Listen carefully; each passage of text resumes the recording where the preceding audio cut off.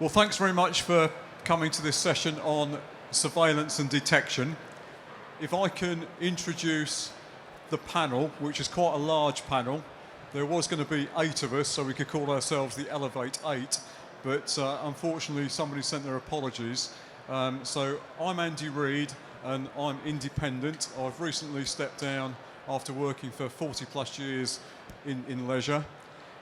On the right is Robin McGloughlin from Poolview. Then Ian Ogilvie, an independent health and safety consultant. Then Richard Lamburn from Swim England. Got to make sure I get all the names now. And then Alan Ritchie from GLL, who's National Pool and Water Safety Manager. Ben Beevers, Director at SLM. And Joe Talbot, a Director at the RLSS. I'm just going to do a brief introduction, and then hopefully we'll open this up to questions that I'll initially put to the panel, and then open up for any questions from yourselves. Some of you may have seen the post that I've been doing for the last month or so to try and create some more discussion about surveillance and detection on LinkedIn, and if you haven't looked at those, they may well answer some of your questions. But what we want to do with this session is really to get a better understanding of why it's important to design pools to be able to take technology as a retrofit, even if they're not installed on the build. We want to be able to influence the design and make sure with Sport England that in their design guide there's a recognition to the place that technology plays. We'll aim to cover what we mean by technology, and that may not sound or appear as obvious as it sounds. How does it impact on lifeguards? What guidance is currently available for the industry? The future and what outcome do we want? And we make no bones about it. One of the things that we would like to see, I'll go back to that first point, as in the Sport England Design Guide, to there be a recognition that technology is part of the way that swimming pools will end up being managed in the next few years. What we do know is that the RLSS are totally supportive of technology and put a paper together that some of you may well have seen that was issued this week. We know that in the current HSG 179, that there is a reference to technology. The start of that refers to mirrors. Now, I think we've moved on significantly from there to artificial intelligence, which we'll cover. Technology is in our lives, it's in our future, and one of the areas that it's unfortunate that David Walker's had to send his apologies today because he's head of leisure and road safety at ROSPA, but we're now entering into an age of driverless cars, air traffic control, dare I mention VAR, and video assistance referees. So other areas that we need to pick up and cover, which we'll look at over the next half an hour or so, is the importance of good water quality, because water quality, whether it be turbidity, clarity, the TDS, if we think it looks good, as soon as we put a camera underwater, we get a far truer position.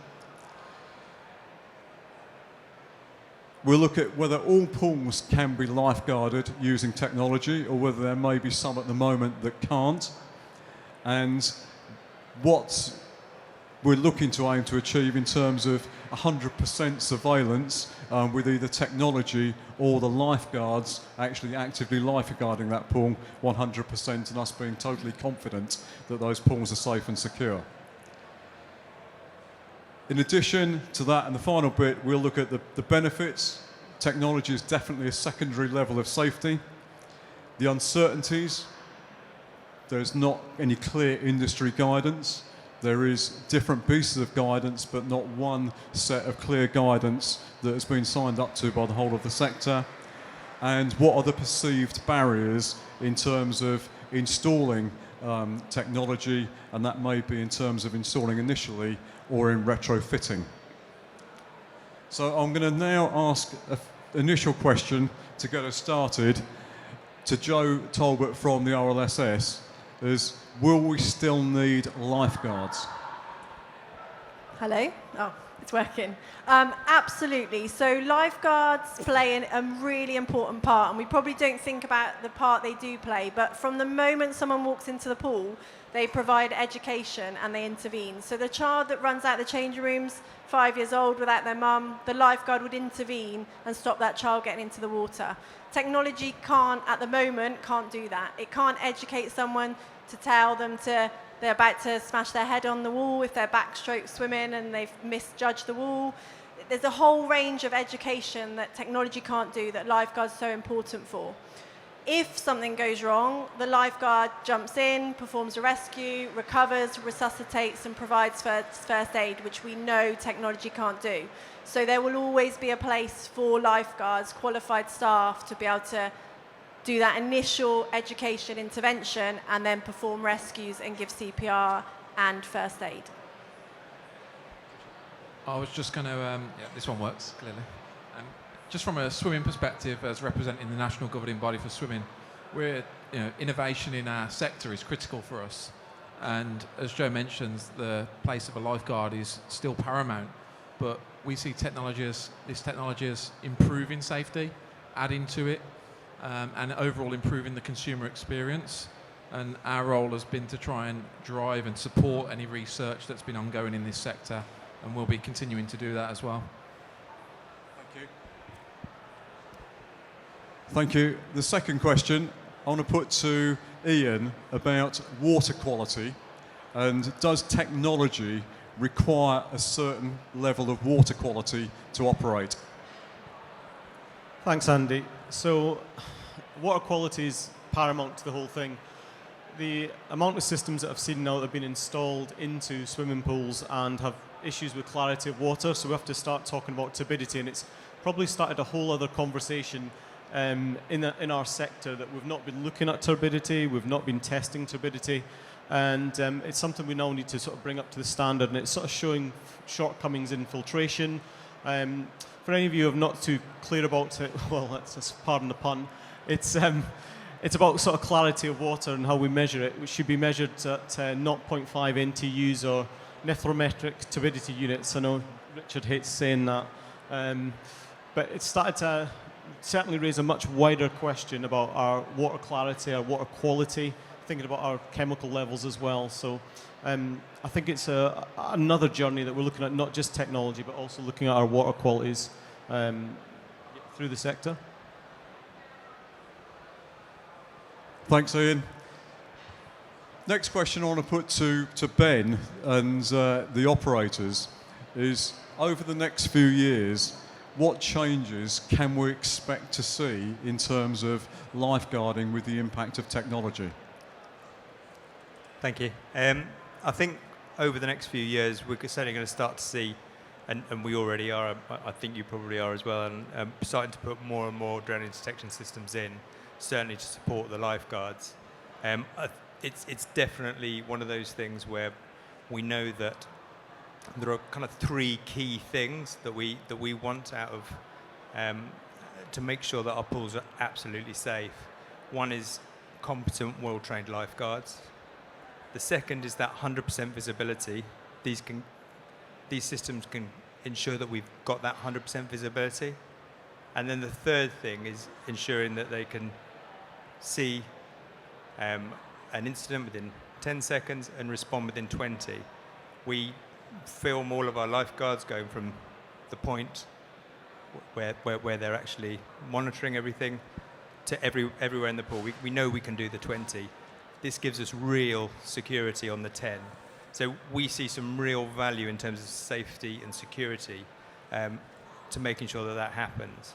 I think over time, the ability for us to look at how these systems sort of become more prevalent in terms of detecting stuff, so that we can start to make sure that the lifeguard becomes more customer-centric. They've got the ability to actually make sure that, you know, the child that runs onto the poolside is actually looked after, and spend some time making sure that they're okay and back with their parents. So actually thinking about how that role of the lifeguard can change as a result of potentially those advancements, I think is going to be the long-term things that we need to think about as an industry. Thanks, Ben. Perhaps you could also just confirm, Ben, how many systems you've got in place at the moment in terms of experience? There's a question, isn't it? Yeah. I don't know. Probably about 30, Yeah. I'd say. Thanks, Ben. Robin probably knows. Alan, would you like to pick that up 64. from GLL's position in terms of the work that you're currently doing as well and where you see the future? Yeah, thanks, Andy. So in terms of the lifeguarding from our perspective, the lifeguards need support, the lifeguards need help, and the systems can help the lifeguard. We're using the phrase assisted lifeguarding technology because we think the lifeguards can be helped by the technology. We think the lifeguards might miss something, perhaps. No one's 100%. Driverless cars are coming, as Ian's already alluded to. When I park my car, I've got a sensor that helps me park the car. Why can't ALT help me lifeguard my pool? So I can work with that going forwards. It can do sometimes things that I can't do. It can see things sometimes that I can't see. But it's not 100%, but my lifeguard isn't 100%. But the two together can work in harmony and become blended and become as near as damn it 100%. We want our pools to be safer for everyone. That's our number one target on everything that we do. Joe, any thoughts from that as far as the RLSS are concerned in terms of the future? I think there could be changes in the future. We're not at that point. We know with technology it is very impressive, but it isn't 100%. And there are parts of the water technology just can't work with at the moment. So for now, for the short term, lifeguarding for me will remain as it is. In the long term, as technology develops and evolves and becomes better, it may be that lifeguards, as Ben mentions, could become more customer service focused and interact with your customers more. But we need to get to that point where technology is greatly improved to allow the lifeguard to change their role slightly. Thanks. So I think at the moment we're pretty consistent as a group that we want to get the discussion going that lifeguards are critical for the immediate future and that we need to make sure that we've got good water quality there. So perhaps, Robin, you can give us a little bit of background now in terms of are there any restrictions of which pools could have technology put into them? Perhaps a little bit of what is the difference between surveillance and detection, which has often caused confusion, where people believe perhaps they've got one system in or want one system and they're looking to purchase a slightly different one, and whether probably the most challenging one is how close to 100% effective are we now with technology for lifeguards? That's a lot of questions, Andy. Afternoon, everyone. First of all, what I will say about technology, and I should start with where blended lifeguarding came from. I spoke to our chair, Andy Reid, one day asking him about, I said, look, what I'm trying to do with Poolview is we're trying to harmonise and amalgamate the best of the RLSS trained lifeguards and the best of technology that we have at the minute, and I need a phrase or a word that we can to describe that, because we are 100% supportive of lifeguards. Why we designed what we did was to support lifeguards, not to replace them. So Andy very kindly gave me the word blended lifeguarding, and that's where that's come from. The journey as far as technology's been about for a long time. I mean, everyone's heard of Poseidon. We've heard of CCTV cameras overlooking pools in Sudbury back in the mid-80s. So it's been about for a while, but technology's coming from the underground into the overground now. So we started with just simple underwater CCTV camera systems, which are all well and good. They're an additional aid to the lifeguards. But where we've got now with technology and the advances in technology, and it is quite incredible in that we're now able to use artificial intelligence within detection systems. I use the word submersion detection because, as everyone has said here, technology is not 100% effective. All we're telling lifeguards is there's a person under the water. We don't know if that person's drowning. We don't know anything more about it than alerting the lifeguard or a responder that someone is under the surface and has been under for too long. And that's really where our big driver comes from. It's all technology is not 100% effective. I mean, everyone will agree with that. technology has been designed to assist the lifeguard. And again, to use this blended approach is where we're taking the best of one and marrying it with the other to get as close to 100% as we can get. One of the limitations of where we are with technology at the minute is we can't detect anyone who's in difficulty on the surface, because in our opinion, that's the view, that's the role of the lifeguard. Now that will come like everything else. There will be a time when we can detect someone in difficulty on the surface. For me personally, one of the most fascinating things that we've learned since I've been doing this for the last 10, 12 years is about the hows and whys people drown or end up on the bottom. Because we didn't know in the past. It was, people were pulled out of the pool either dead or in needing CPR, etc. And what the technology of even simple CCTV camera has shown is how people end up on the bottom and why. And today, what we're dealing with, we very, very rarely have what I call a help me incident where we've got someone on the surface shouting, help me. It's a medical event, and it's a silent event, and it's an unremarkable event. People slip below the surface, end up on the bottom, and our lifeguards don't have a cat's chance in hell with how we do things at the minute, because it's so unspectacular, and they end up on the bottom.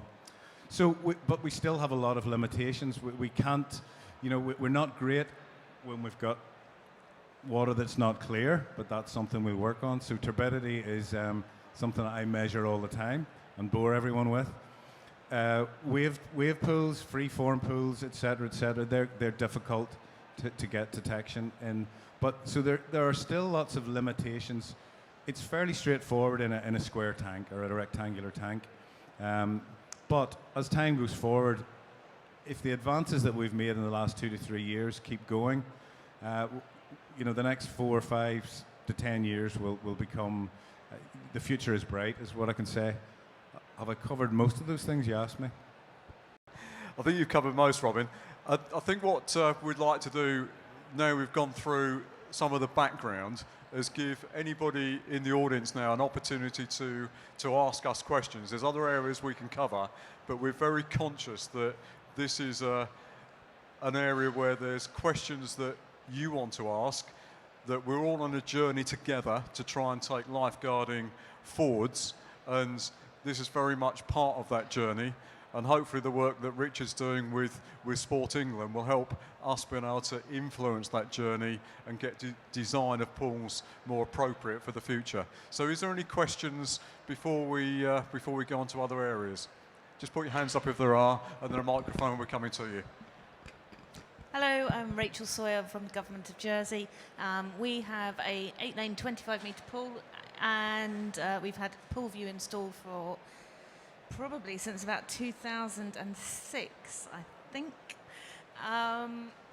So my question is, we have one of the screens, and it has 9 cameras displayed. And my question is about 1020 scanning, so probably to Joe, and whether there's any intention to change the 1020 scanning protocols, because it is a bit of a challenge to look at 9 screens and scan that, and then to be able to reach the furthest end of your zone within 20 seconds. It's a really good question, and I think if we take ourselves back to when 1020 was first created, it was more than 20 years ago. Technology didn't really exist then. So the system of 1020 was created for lifeguards without technology. In recent years, it's become evident that 1020 has been around for a long time. It needs to be reviewed, and especially with technology coming into place. So RLSS are actually conducting a research project this year on 1020. It's going to take place over the next 6 months, and we should have some data off the back of that research project that could change the way that lifeguards scan in the future. It may not. It may prove that 1020 is perfect, but it may show that we need to change, and we'll certainly be looking at testing other options other than 1020. Thanks, Joe. Another question? Gavin?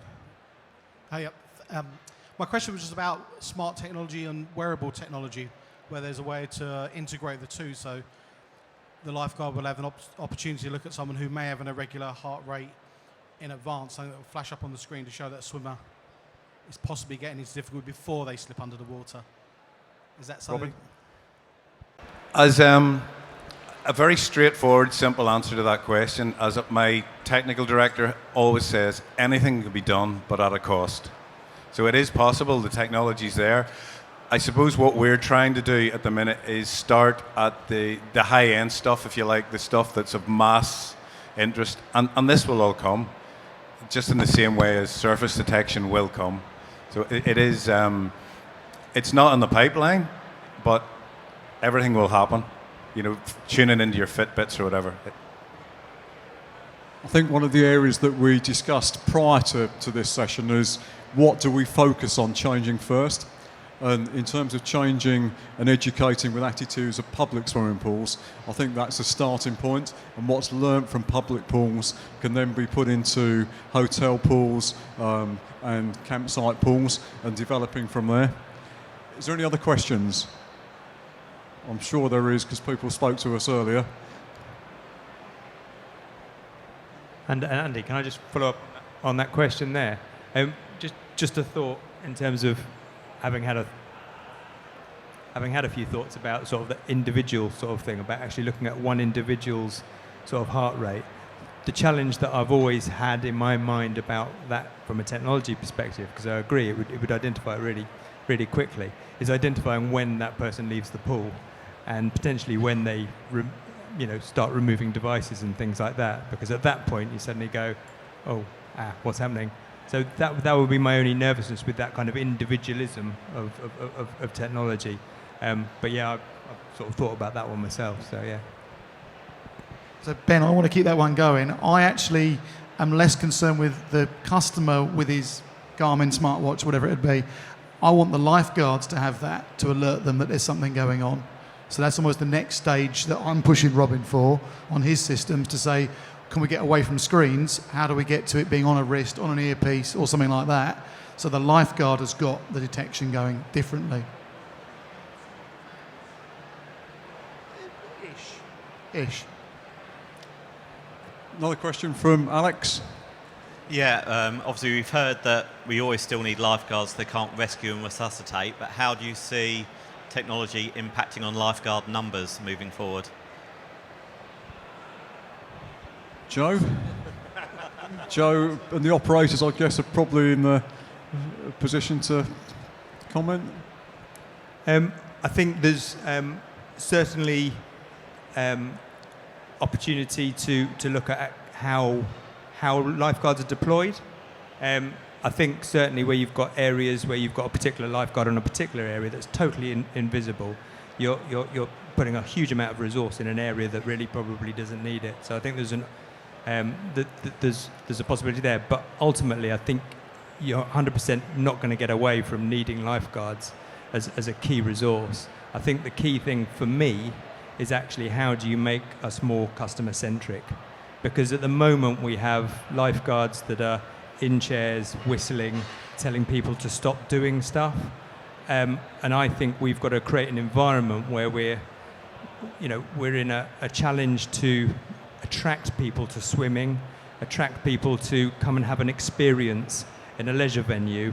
And we need to make sure that that experience is great, because that is what's going to keep people swimming. And we need to keep them 100% safe, but we've got to make that experience enjoyable. So that, I think, does that answer the question?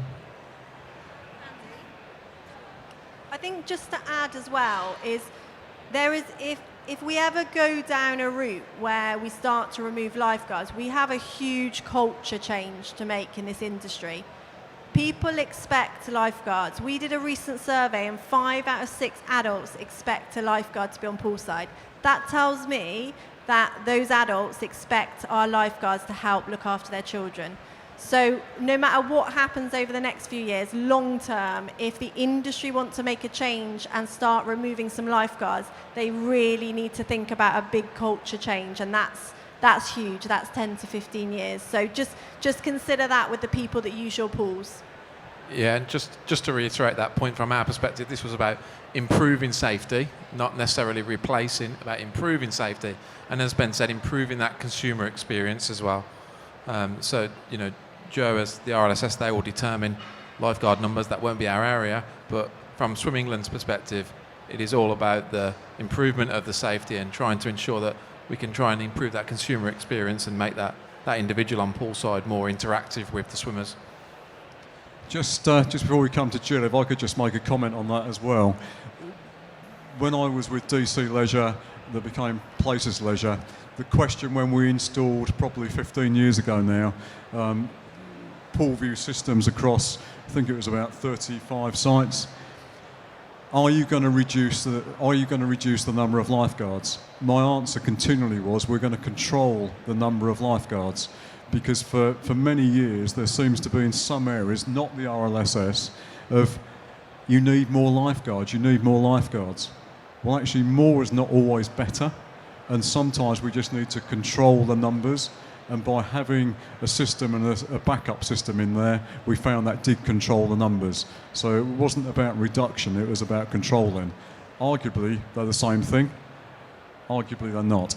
But it's whatever view you want to take on that. Jill?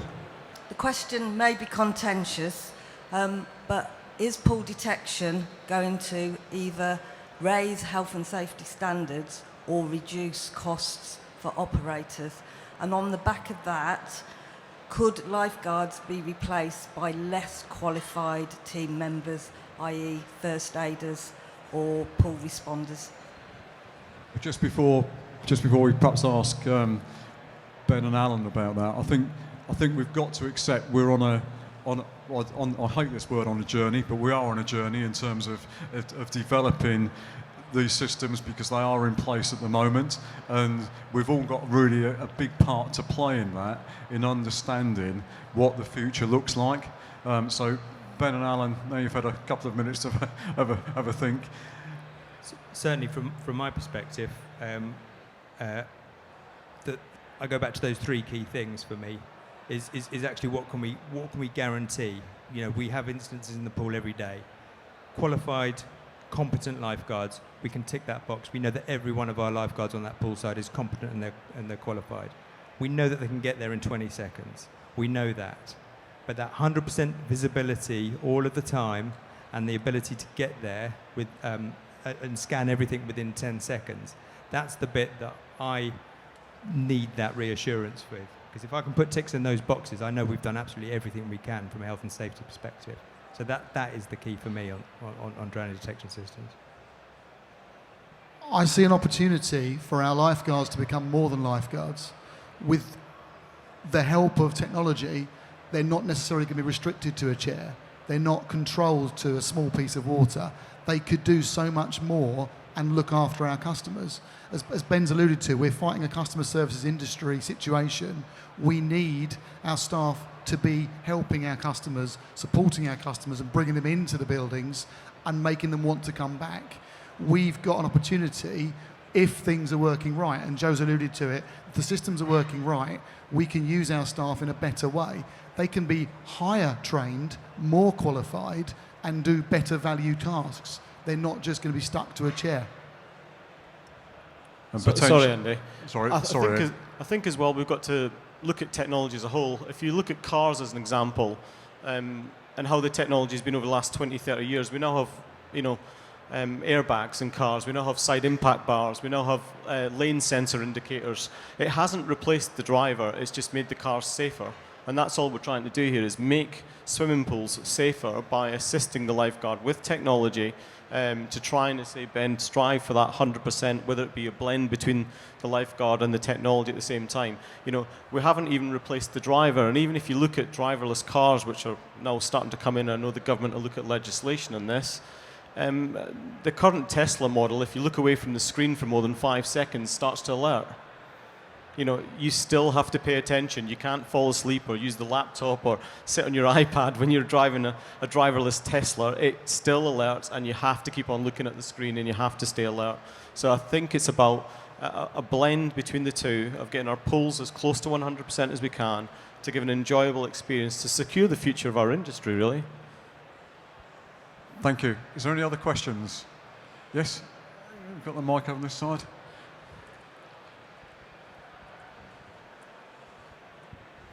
Thank you. I found that a really useful session.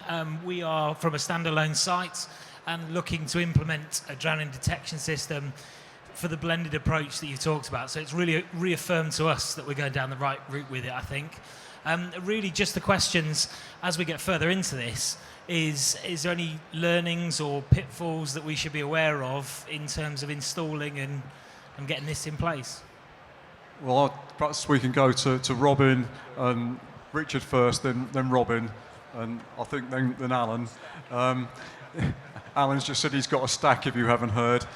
I'm just going to make one comment, though, to start off with. What you just referred to there was a drowning detection system. If there's one plea that I could make, it's let's start talking about something that doesn't include the word drowning. Drowning is such a negative word for us, and the vast majority of incidents in pools, and I'm sure Joe has got some stats, but from what I've seen, it's got to be 80% plus. When people get into difficulties in a pool, it's because of a health condition, and drowning doesn't even come into the discussion until we've got the person out, and then the media will start to refer to that as a drowning, a near drowning. And just one plea from me. Richard. Yeah. Oh, we're still working. One of the things that we sort of found through the research that we did was that what we need is we need a standard or a specification in this country, or at least in Europe. There's an ISO standard, an international standard that largely isn't quite fit for purpose. So that's one of the steps that we will be taking. We're trying to encourage as many new pool builds to ensure they have the infrastructure in place to retrofit afterwards if they elect not to include it within their new build. But we are limited. Robin, I'm sure, will be able to give you more detail from Poolview perspective. But we just need, as we move forward into the future and these systems become more popular and more commonplace, we do know that we need in this country a specification that's suitable. But the guys might have some sort of advice for you from a practical aspect of installing these systems, but I'll pass it on to Robin now. Thanks. I'll not take too much, Alan, because I know you have a list. The main thing that I will talk about, and Richard has alluded to it, is about the discussion about do we need to prepare our building or a future new build for some form of submersion detection. And it has to be done in a way where you actually do sit down and discuss, and you go and you investigate, and you go and you look at all the systems out there, and you decide not just sitting in a room someday and go, what about this old drowning detection lark, or anti-drowning systems, as a lot of architects call it. It's about sitting down and having an informed discussion amongst yourselves and actually documenting the reasons why you don't want to put it in. And I'll finish in this. One of the reasons I say that is, in this last 18 months, we have drilled holes in about 10 brand new swimming pools. And that, apart from the pool operator standing on poolside biting their nails, it's a worrying thing. So think ahead. To future-proof a pool costs buttons. You can then take your time once the pool's built. How are we going to manage this? How are we going to look after it? Then you can install your system, whatever type you want. But think about it and make sure you actually discount it with some good evidence, not just, oh, well, we're going to rely on the traditional methods of lifeguarding. I get that all the time, because believe me, to retrofit afterwards can be ridiculous, particularly if you're in the hands of an unscrupulous contractor who will charge you more to put in 10, 20 niches or whatever it needs than that system costs itself. Now, and I'm sure Alan will give you about 100 practical things now. Thank you. So if you're retrofitting, we've done a few retros, we've done a few news. First thing is you've got to get everybody on the journey. We've said we're all on a journey anyway with the tech. Bring your staff with you, educate them, train them, support them, give them the opportunity to play with the system. Do not expect to plug and play, bolt it in, and they're going to go right with it. How much training you do is another question. That's your choice. Joe's got an excellent training module on the RLSS website. It's one of the things that we do. We do more than just that. You need to educate not just your lifeguard staff, you need to educate your customers and to understanding what you're doing and why you're doing it, and make them realise that it's a good thing, not a bad thing. You're not trying to spy on them under the water, because you will have one customer who asks that question. Before you even think about any of that, check you can get your water good enough. So the likes of Ian and the clever people on Pool Water People, if you can't get your nephelometric units down to where they need to be, work out if you can before you sign the contract to say, I want this pool system.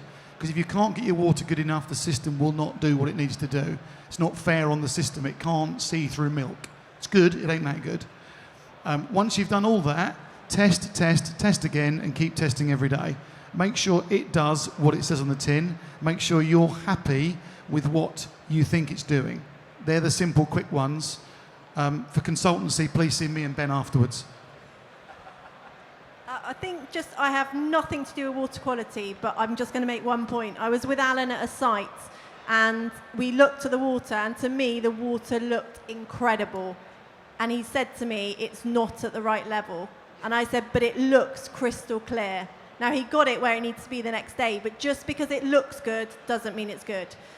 From my point of view, before you put anything in, training is so important. And we think we train people and we let them go and they're okay. You need to monitor the lifeguards. If the lifeguards are to use the system, don't just train them and then monitor them and talk to them over the first 6 months. Make sure it's working for them, make sure they're understanding it, make sure if they've got issues they can raise it with you.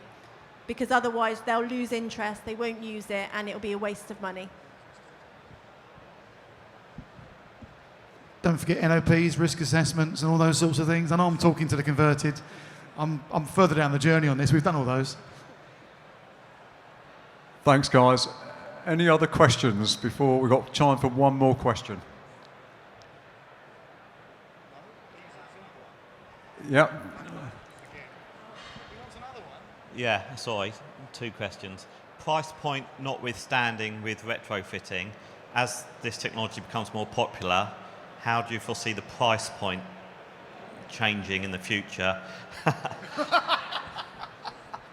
Just keep going up and up and up, Alex.